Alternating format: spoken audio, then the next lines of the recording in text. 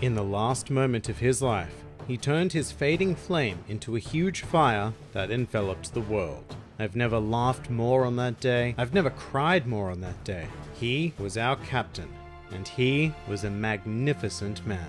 Hello and welcome to One Piece 101, the series that breaks down everyone and everything in the One Piece world. Today we are going to be exploring the man who conquered the Grand Line, hid the One Piece, and single-handedly began the Great Age of Piracy, the former Pirate King, Gol D Roger.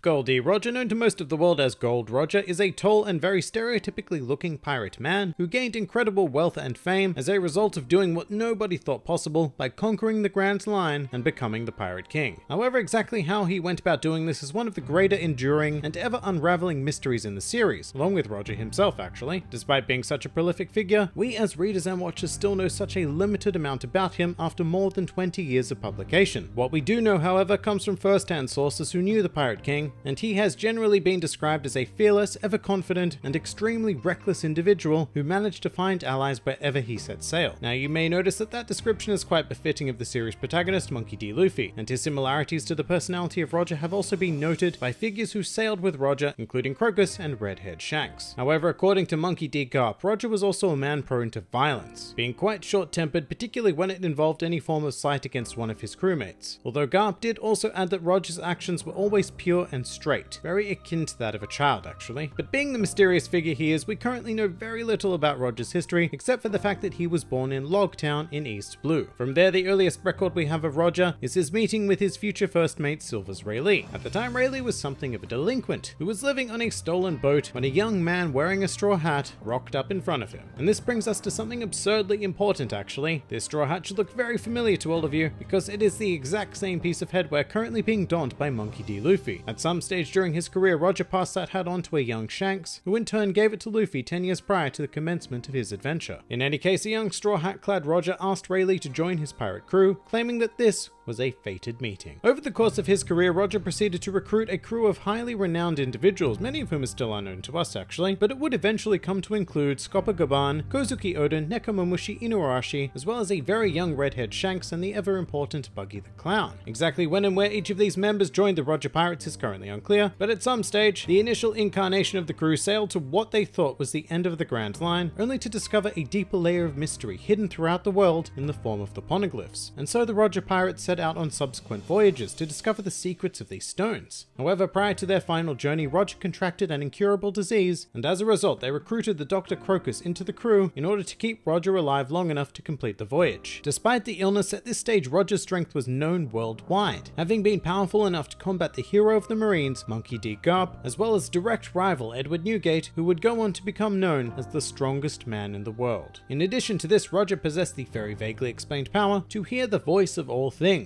This allowed Roger to read or at least interpret poneglyphs, even though they were written in an unfamiliar ancient language. And furthermore, he was able to hear the voices of gargantuan creatures such as Sea Kings as well as Zunisha. Roger possessed one further attribute, and that was incredible luck. A perfect example of which was seen during the Ed War, when the Roger Pirates were up against the insurmountable fleet of Golden Lion Shiki. This war concluded with an unpredictable storm that, almost as if it were fated, wiped out half of Shiki's fleet. And fated it may have been, because Roger is one of the few figures in the world known to carry the ever mysterious middle initial D. However, even rarer than that, Roger appears to be one of the few people in the world who understood the true meaning of the Will of D. At some stage, the final journey of the Roger Pirates led them to the legendary hidden island of Raftel, and they became the first people in hundreds of years to set foot on the island. What happened on the island is currently unclear, but in the final year of his life, Roger had attained more wealth, power, and fame than anybody could comprehend, as well as became known as the Pirate King. Despite that, Roger's health was worsening, and in secrecy, he proceeded to disband the Roger Pirates. He then conducted something of a farewell tour, officially parting ways with longtime best friend Silver's Rayleigh, and even visited his old rival Whitebeard. This meeting displayed the mutual respect that they had for one another, as Roger even offered to tell Whitebeard the location of Raftel, as well as the mystery behind the Will of D, although Whitebeard refused the former because he had no interest in visiting the hidden island. At yet another unknown point, Roger became romantically entwined with a lady by the name of Port Gasti Rouge, and the two of them them conceived a child prior to Roger handing himself over to the Marines. After surrendering himself, Roger was scheduled to be executed, and in his final days, Roger implored his one-time rival Garp to take care of his unborn child, who would grow up to be Port Gasti Ace. Roger's birthplace of Logtown in East Blue was chosen as the venue for his execution. This show had been planned by the world government in order to set an example to others and dissuade them from taking up piracy. The idea being that if even the Pirate King could be caught and dealt justice, then nobody would be able to escape their own incoming justice. Unfortunately for the world government, this spectacle backfired heavily, and just before his execution, Roger uttered what are probably the most famous words in the entire series. "My treasure? Why, it's right where I left it. It's yours if you can find it, but you'll have to search the whole world." These words acted as the spark of the great age of pirates, inspiring countless individuals to take to the sea and pursue the dream of finding Roger's legendary hidden treasure, the One Piece, and taking the mantle of Pirate King for themselves. Thus, in death, Roger left a legacy far more powerful than any of his living achievements. And when one of those achievements includes becoming the Pirate King, then that is one truly astonishing accomplishment.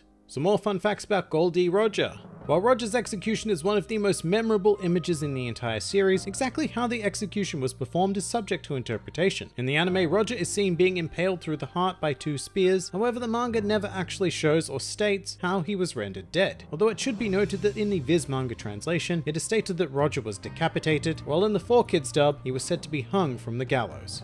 Despite being such an epic figure in the story, Roger has traditionally been a rather unpopular character, at least with Japanese fans, as he was ranked 83rd in the 4th popularity poll and didn't place at all in the 5th poll, although in the 6th poll, Roger's popularity has improved significantly, with him securing the 39th place position. Roger's final legacy is hypothesized to be based on the final moments of real-life pirate Olivier Levasseur, who is known for allegedly hiding one of the biggest treasures in pirate history and who tossed a cryptogram into the crowd prior to his own execution. To this day, this alleged treasure has yet to be found. Another potential inspiration of Roger can be found in the pirate Henry Every, who at one point became the richest pirate in the world and was even dubbed the King of the Pirates. And finally, a truly useless fact. In One Piece Green, it was revealed that Roger's moustache was originally intended to be nose hair.